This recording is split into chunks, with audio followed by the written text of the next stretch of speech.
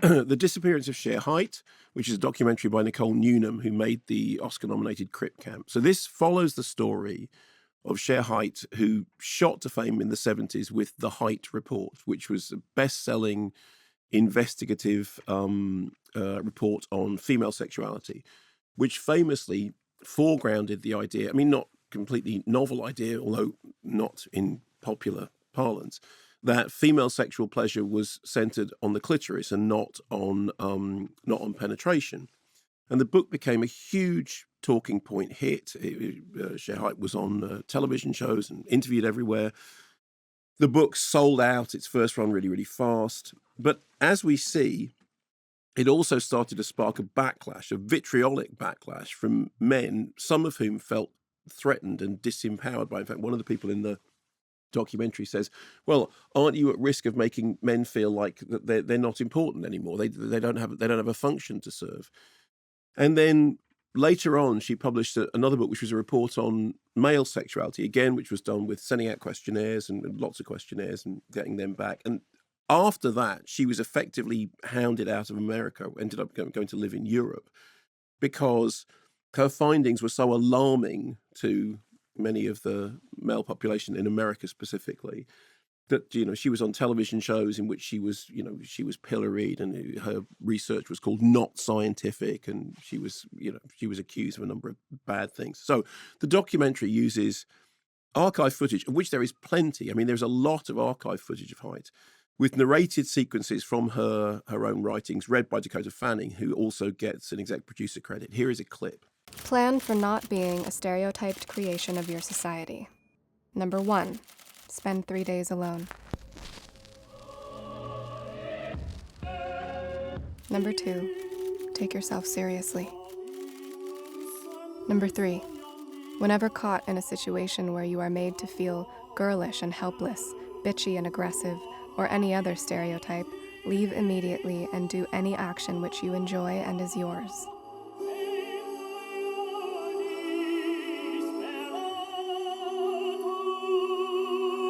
I think the film is a very timely reminder of someone whose work was received as groundbreaking, despite the fact that what she was saying was, look, it's almost as if culture has hidden the idea of even female anatomy. We've sort of pretended that we can't talk about any of that. And now I'm saying something out in public that people have known for ages and ages and ages, but I'm saying it in public and I'm getting pilloried for it.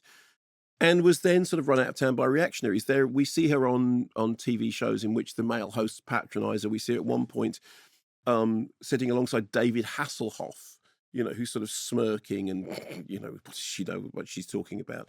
We hear her surveys being called into question by people who just don't like the results she got. We see men squirming with uncertainty about this kind of new world in which the thing that they do is no longer the most important thing. However, we also hear at one point of the responses to her male questionnaires. One of her associates said, I was at one point looking at the original questionnaire results, and he said, it's the most depressing reading I ever had, because they talk about loneliness. People talk about, feeling unfulfilled, like not knowing what they're meant to be doing, not having any kind of intimate contact, not being able to talk to people. So there is a whole kind of vast hinterland of sort of, male worry and anxiety behind all this, which manifests itself, unfortunately, in anger. We also see how, when it emerges later on, that she'd done a lot of modelling. She put her way, earned her keep through modelling, and she did modelling for things like Playboy. And then once people found this out, oh, well, then she's a bimbo, therefore she's an airhead, therefore, why should we take anything that she says seriously? It may all seem kind of, quaint and retro 70s, 80s. It's also weirdly contemporary. That phrase that we were talking about recently, that history doesn't repeat, but it rhymes. So we see news footage of the Christian right, basically putting her in the same bracket as all the things that they despise, campaigning against gay rights, campaigning against women's rights, campaigning against reproductive health rights. We hear of the appointment of Clarence Thomas to the Supreme Court, amid allegations of harassment. Of course, Thomas is still there. He's mired in corruption allegations. He's the husband of the insurrectionist Ginny Thomas, and yet he is somehow sitting in judgment on whether or not Trump should be allowed to run. So, I mean, there is a weird sense of, okay, this may be in the past, this may be historical, but it's very, very contemporary. So many of the battles that we hear about are still playing out today. I mean, it's a waterfall portrait. It doesn't in any way deify its subject. As she says, she can be difficult. We see her walking out of TV interviews. We see her getting frustrated with the press coverage when she can't control it. And presumably she disappears.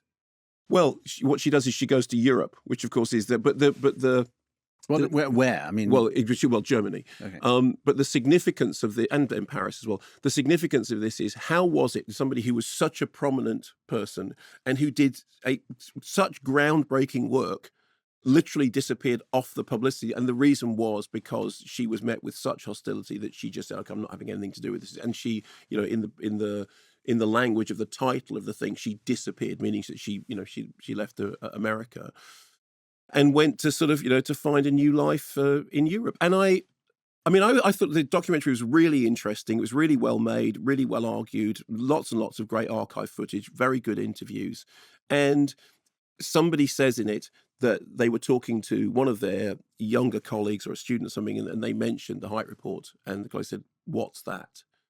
And she went, I can't believe that we've got to the point that people are going, "What's the Hite Report?" I mean, if you were our age, it was probably, there were copies of it everywhere. It was a really... I've never seen it. You've never seen the Hite Report? No. Oh, okay. All right. Well, that maybe says something about me. Anyway, and in the end, it's always about me. Is it a cinematic release? It is, and I thought it was, I think I really liked it. If you don't know anything about the Hite Report, it's well worth checking out. Thanks very much for watching this video. I hope you enjoyed watching it as much as we enjoyed making it. While you're here, check out all the other videos because they're cool too, aren't they? Yeah, and if you want to keep up to date with everything Kermode and Mayo's take, then check out our social channels. I mean, why wouldn't you? I mean, I would. I have done. Excellent.